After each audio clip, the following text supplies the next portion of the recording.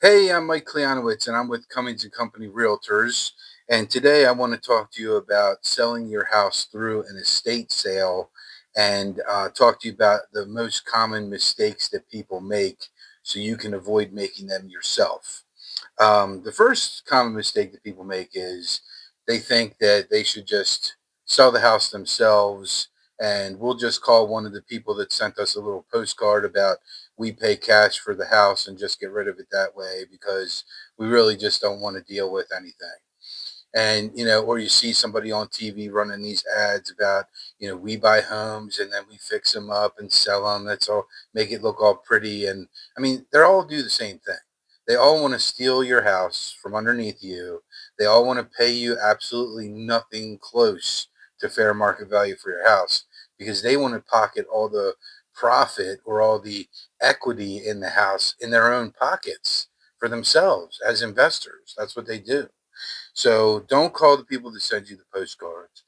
Don't call an attorney. If you have a good agent that works for you, they should be able to give you the resources and they should be able to provide you with the right people to call to be able to get the letters of administration paperwork so you can be designated as the personal representative of the estate and you can handle the sale of the property.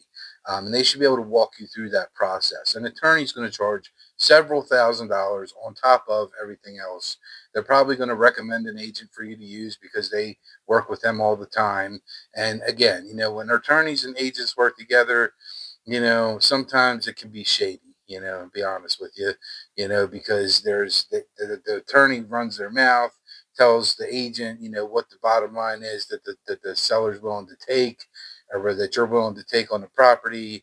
And then they go find an investor and do it themselves and double end the deal and really don't get you the best deal that you could have gotten if you would have just went with another agent that wasn't necessarily affiliated with the attorney that you called. I would also recommend not calling any real estate agents that send you letters on your estate, house, and sale, because a lot of them are actually posing as investors or they're trying to look for properties for their investors.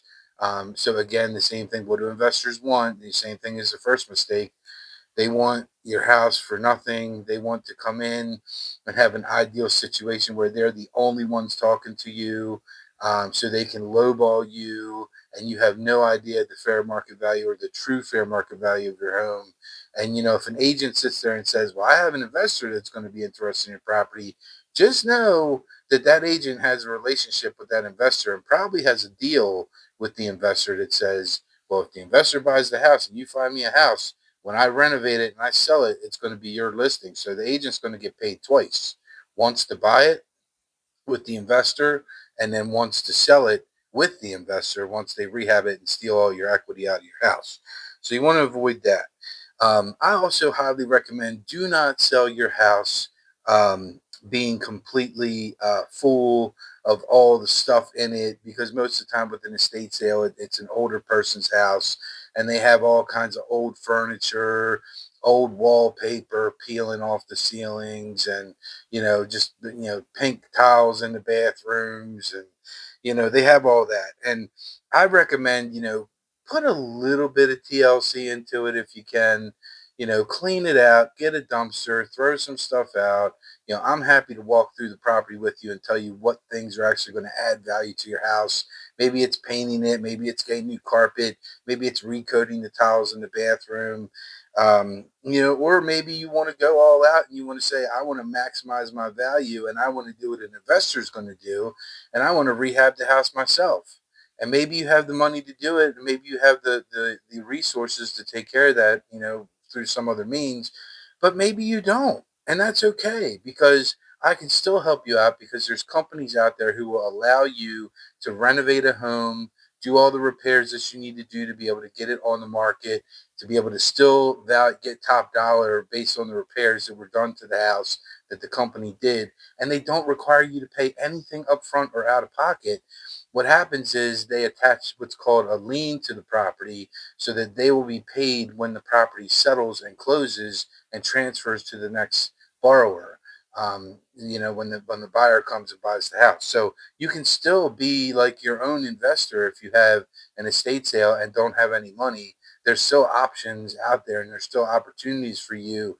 And I'm happy to provide you with some of those companies to get you some referrals if you'd like.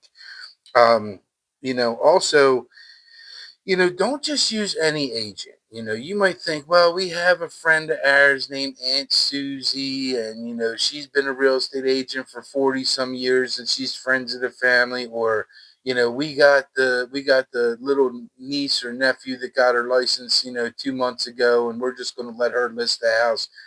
An estate sale can be complicated, okay? And you want to maximize your value, not only for you, but for your entire family. This is probably the biggest asset, other than maybe a retirement account, that you're going to have to disperse to your family members. And, believe me, people want to fight, man. They want to fight. And this is where you need an agent who can, be level headed, who can communicate clearly with all parties who are involved with the transaction, which can be tense. It can be stressful, and it can be very emotional for some people too, whose parents have had a house in the family for 40 some, 50 some, 60 some years. It can be a very emotional situation. So you want to have somebody that's got a level head. You want to have somebody who's experienced. You want to have somebody who's been doing this for a long time, that's active, and I can tell you with me, I've been in the business and licensed since 2005. I'm not just a real estate salesperson. I'm an associate broker. I have sold over 1,000 homes. Of many of them, probably at least 100 or so, have been through an estate sale, where I'm dealing with the personal representative and the letters of administration and all the extra stuff that goes into that. Like, you're exempt from property disclosure and disclaimers. You don't have to fill that sheet out and disclose any problems about the house, because you acquired the property through an estate. Like, little things like that, little tips like that can save you a lot of headaches and a lot of problems if you actually talk to an agent who knows what they're talking about and knows what they're doing. So, I invite you, if you're thinking of, you have a property that you need to sell and it's through an estate, pick up the phone, give me a call, click the button below this post. My phone number is easy. It's 410-236-3331. You can give me a call or shoot me a text. It is my direct cell phone number.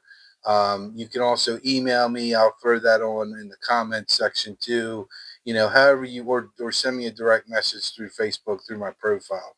So, thanks for taking the time to watch this video. I hope you've learned some things about what not to do when you're selling your home through an estate. And like I said, any questions, don't hesitate to contact or reach out at any time. God bless and have a great day.